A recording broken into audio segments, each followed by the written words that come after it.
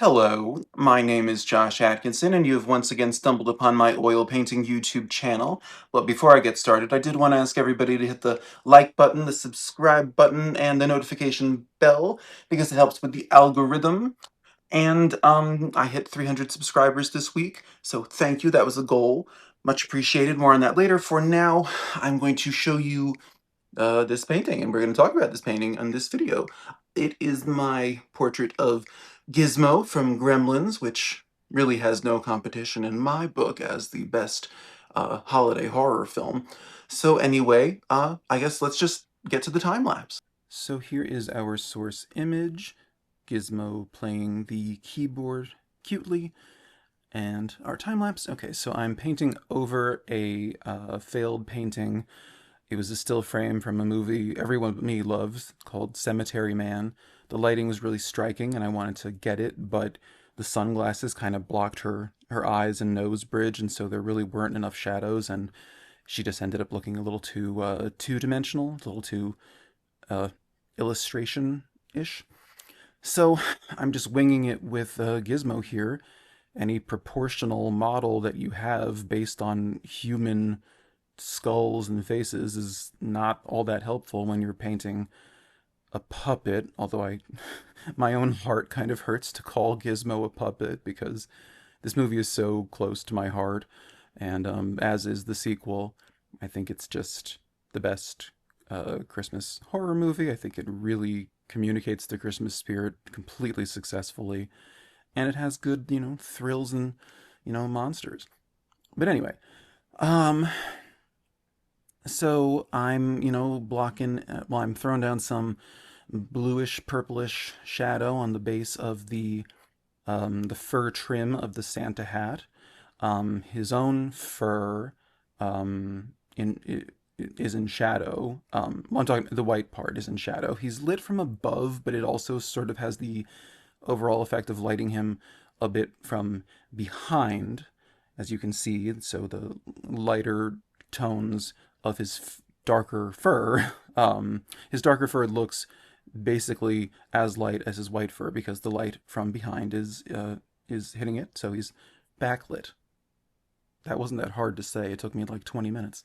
But anyway, I differentiate the shadows on his white fur from the shadows on the white trim of the Santa hat.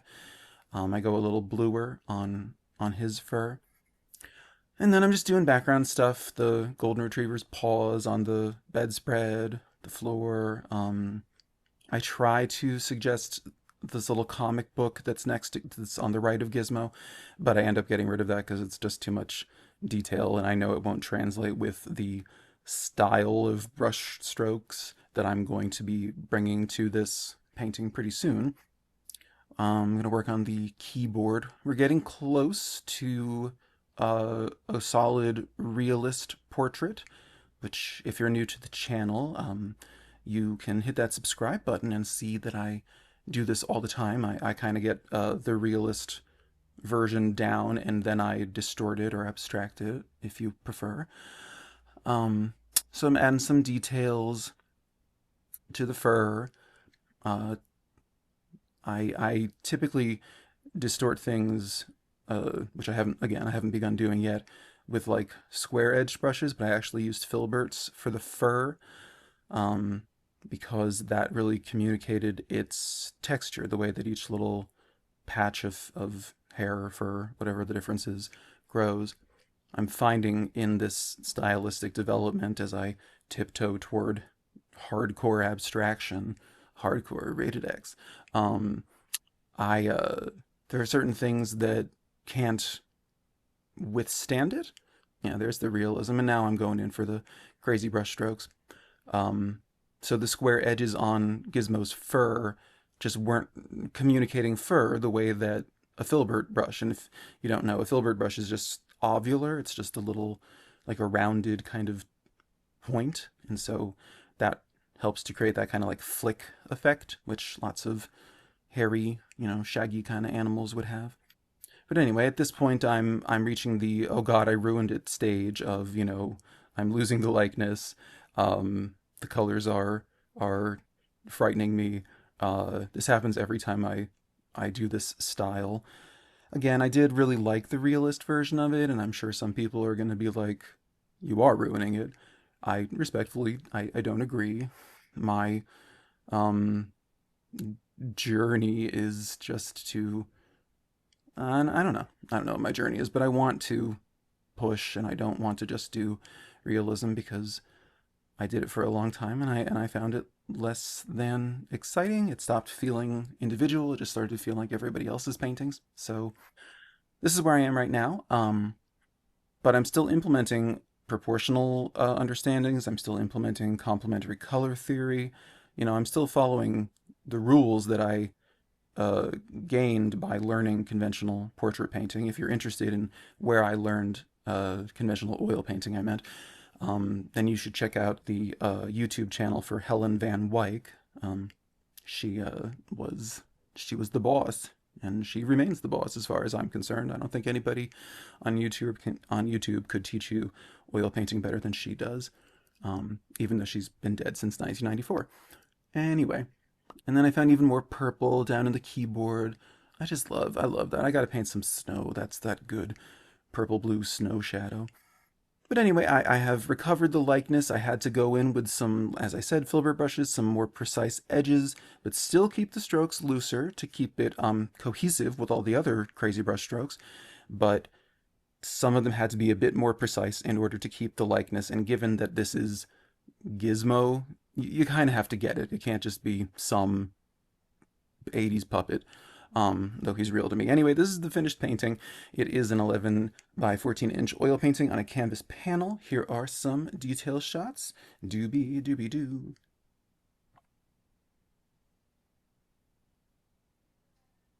So then, yes, that is how I arrived at this portrait of Gizmo from Gremlins.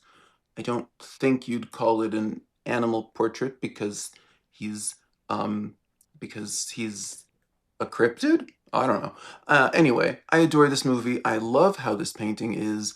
I liked the realist phase of it as well, but I just wanted to take it somewhere a bit more individual, a bit more crazy. I love the colors that I found, the shadows, like you had to find a body and a shadow for like the red part of the hat, the white part, the brown fur, the white fur, the keyboard, all the surfaces, the bedding behind it, something just fell over. Anyway, so I'm very pleased with it, and I love this movie, and it really puts me in the Christmas mood, which is the mood of giving and receiving gifts. And I wanted to say thank you for helping me hit 300 subscribers.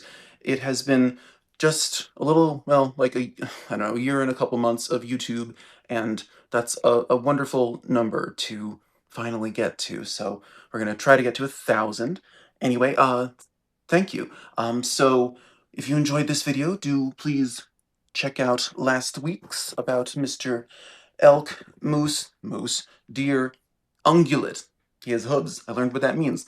Or the previous week where we do a very sort of choppy, blocky portrait of my Lamentimiglia, who was super handsome. All right, it is holiday time. Thank you for watching. I will see you in 7 days with something festive. Okay, bye-bye.